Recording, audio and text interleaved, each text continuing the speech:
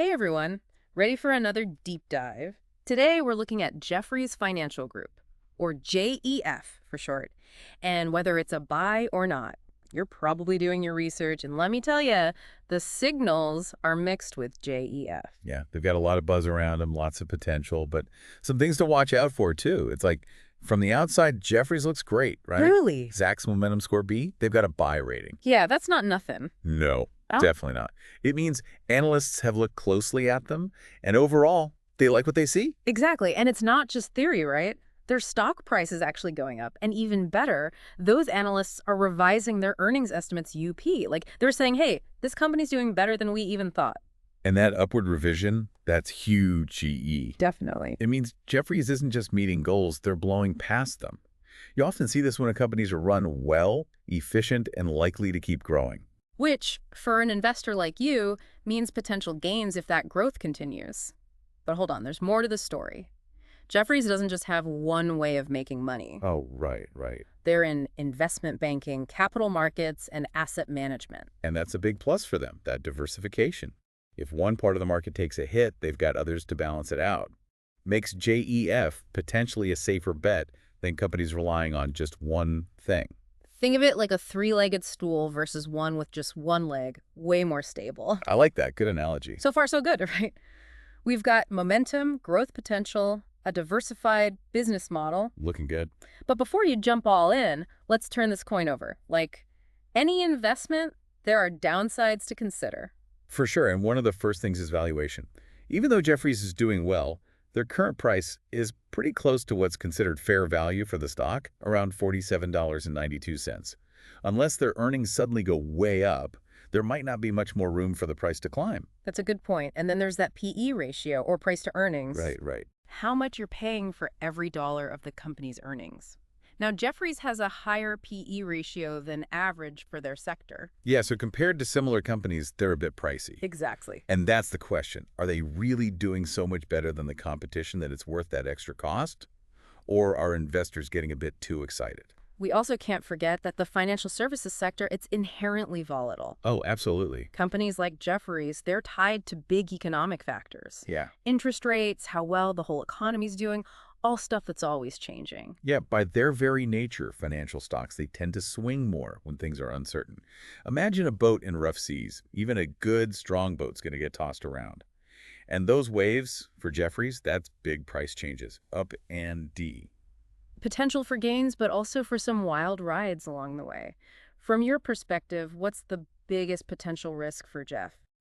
I'd say that while they're diversified, which is good, a lot of their business is in investment banking and capital markets. Those areas are notoriously cyclical, meaning when the economy is good, they're great, but when things slow down, they get hit hard, really vulnerable to how investors are feeling at those big economic downturns. Okay, so we've seen the good, the bad, the potentially ugly, feeling conflicted. I bet. Makes sense. Before we jump into what all this means for you as an investor, let's unpack what those business segments really do. Understanding their core operations is key to seeing their true potential. Let's start with investment banking. Basically, Jefferies helps companies raise money, like through debt or selling stock. So they're like financial matchmakers. Yeah, kinda. They also advise on mergers, acquisitions, big corporate deals. They're the behind-the-scenes players making those big financial moves happen. Sounds high stakes. But what is? Their revenue in this area, it really depends on how the market's doing. When the economy's good, companies are confident, they do more mergers, acquisitions, raise more capital. And Jefferies gets a cut of that action. Exactly, big fees for them. But when the economy slows down, things get uncertain, those deals dry up. Their revenue takes a hit. So it's boom or bust, kinda. Good times, then suddenly, maybe not so good. Yeah, pretty much. Which brings us to capital markets. This is tied to investment banking. Jefferies helps clients buy and sell things like stocks and bonds. Okay, the middleman. Yep, and they provide research, trading services, all that. So they're facilitating all the money moving around in the market. Wouldn't that make them vulnerable to, when the market gets crazy? Oh, absolutely. Their revenue here is driven by how much trading is going on. Volatile market, like we've seen lately, more trading, potentially good for Jefferies. But if investors get spooked and pull back, less trading, their profits take a hit. So they're riding the wave, got to stay ahead of those crashes.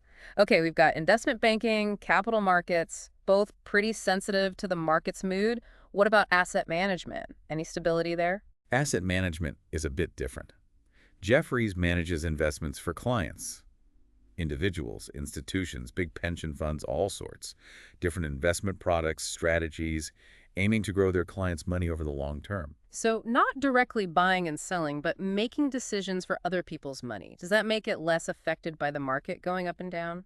To a degree, yeah. Their fees are usually a percentage of the assets they manage. More clients, more assets, more stable revenue. It's like a counterbalance to the more risky stuff, like investment banking. You could say that. So Jefferies as a whole, these three parts, all connected but different risks, different opportunities. Really got to look under the hood, not just the overall picture. Exactly. You got to understand what's driving their performance. Peeling back those layers, right. Always more to discover. But let's bring it back to you, the listener. Oh, What yeah. does all this mean for your investment choices? Right. Remember, you're the learner here, connecting the dots, making smart decisions. We've talked risks, rewards, but now it's time to see how JEF fits your goals and how much risk you're comfortable with. We've laid it all out, but now it's about what you want as an investor. First things first, how long are you looking to invest? Short-term gains or the long game? Yeah, that's key. If you want a quick buck, JEF's current price might make you think twice. Like we said, unless their earnings blow everyone away, there might not be a huge jump in price anytime soon. But if you're playing the long game, believe in JEF's growth potential, that price thing might not matter as much. Right. Long-term investors are looking at the fundamentals. Can this company keep growing steadily over time? And from what we've seen, Jefferies has some good things going for it. Diverse business, strong track record. They adapt well when the market changes. And don't forget that rising stock price, those positive earnings revisions, all signs pointing in the right direction. Of course, past performance doesn't guarantee the future, but it gives you some clues about what they're capable of. Okay, so your time horizon, that's one piece. Another big one is your risk tolerance. How okay are you with your investment going up and down? Like, really, truly okay? Because remember, financial services, it's a roller coaster, sensitive to those market swings. Big time. If you want a nice, smooth ride, JEF might not be for you. But if you can handle the bumps, willing to ride out the storms, maybe JEF's growth potential outweighs those risks for you. It's all about balance, right? Risk versus reward. Yeah. Only you can decide how much risk is right for you. It's like picking a roller coaster. Some people want that crazy intense ride. Others want something more chill. Gotta know what you're signing up for. Love that analogy. One more thing before you decide. Let's zoom out a bit. Yeah. We've been all about Jefferies, but you're the learner. You know context is important. Totally. What about the big stuff happening in financial services overall? How does that play into all this? Think technology changes, regulations, the global economy shifting, all that impacts companies like Jefferies. Understanding those trends helps you see not just where JEF is NLW, but where they might be headed long term. Like checking the map before a road trip. Gotta know the terrain, the roadblocks, the best routes to take. Exactly. With that knowledge, you make a better choice about whether JEF is the right ride to get you where you want to go financially. So we've looked at the potential, the risks, encouraged you to think about your own situation and goals. The final call, invest or not, that's all yours. Hopefully this deep dive has given you what you need to make that decision confidently. Knowledge is power. The more you know about a company, about the market, the better you can navigate this whole investing world. And for a learner like you, that's what matters, right? Keep learning, keep asking questions, make choices that match your values and what you want to achieve. So JEF or not, we hope you walk away from this feeling informed and ready to take on the world of finance. Happy investing, and we'll cap you on our next deep dive.